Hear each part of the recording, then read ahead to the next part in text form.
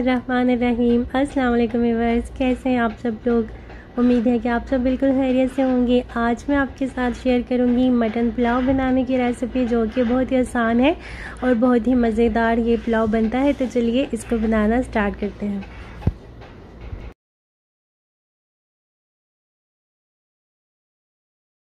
यहाँ पर मेरे पास है 2 kg मटन और इसके मैंने इस तरह से थोड़े बड़े साइज़ के पीसेस जो हैं वो कर लिए हैं। और इसमें बिना हड्डी का गोश्त भी है और हड्डी वाला भी है। गोश्त को मैंने कुकर में डाल दिया है और अब मैं इसके अंदर ऐड कर दूँगी तकरीबन 4 से 5 लहसुन के जवे। और अब मैं इसके अंदर ऐड कर दूँगी तकरीबन 2.5 गिलास के जितना पानी। और पानी ऐड करने के बाद मैं इसके अंदर थोड़ा सा नमक डालूंगी। नमक हम बाद में चावलों में भी डालेंगे, तो इसलिए थोड़ा सा ही नमक हम इसके अंदर डालेंगे। और फिर मैं इसको तकरीबन 20 से 25 मिनट के लिए प्रेशर लगा दूंगी और गोश्त को जो है वो बॉईल कर लूँगी।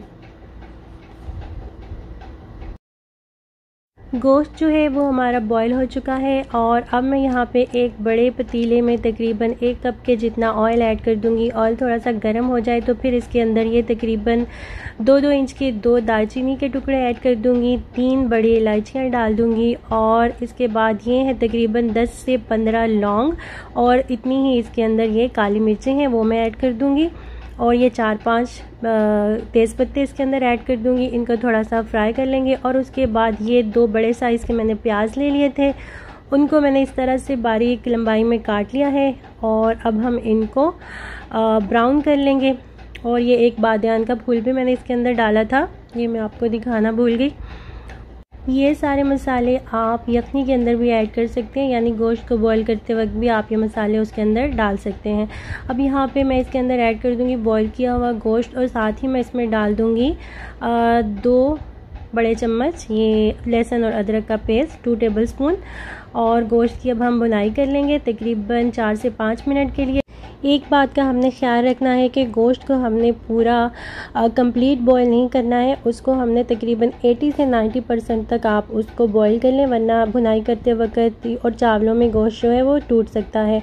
अब हम इसके अंदर ऐड कर देंगे 1 से 1.5 कप के जितना दही। दही को अच्छी तरह से फेंट के हम गोश्त के अंदर डाल देंगे और अब हम इसमें डाल देंगे 2 टेबलस्पून के जितना ये धनिए और ज़ीरे का पाउडर, 1 टेबलस्पून लाल मिर्चों का पाउडर और ये 1 पैकेट मैं इसके अंदर शामिल कर रही हूँ पुलाव का मसाला। कोई भी पुलाव का मसाला आप इसके अंदर ऐड कर सकते हैं और मिर्चें आप अपने टेस्ट के मुताबिक डाल सकते हैं।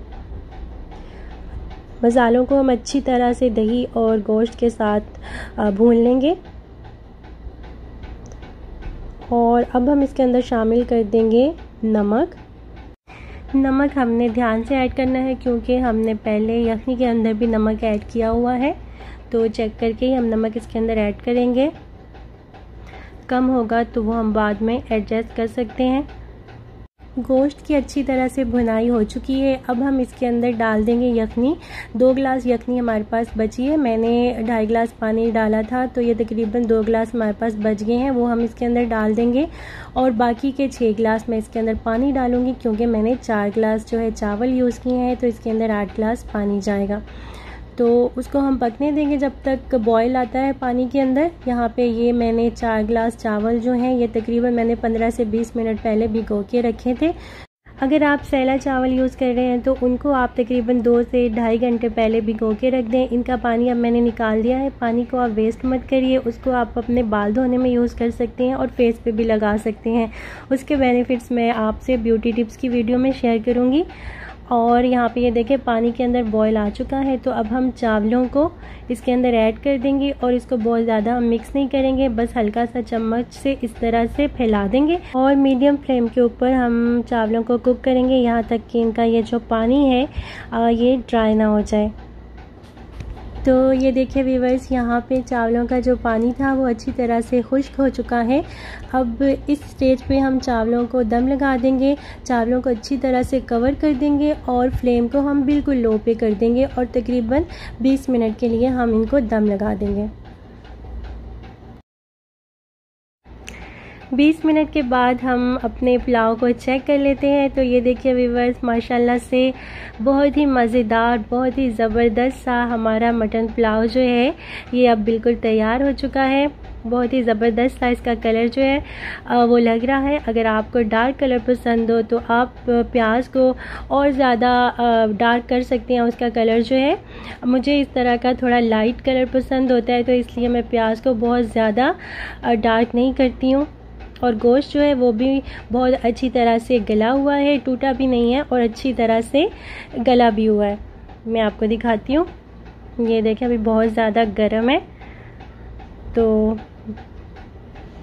ये आप देख सकते हैं कितनी अच्छी तरह से गोश्त जो है वो गला हुआ है।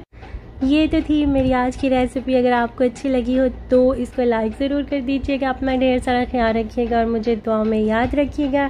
नेक्स्ट वीडियो तक के लिए इजाज़त दीजिए। अल्लाह हाफिज़।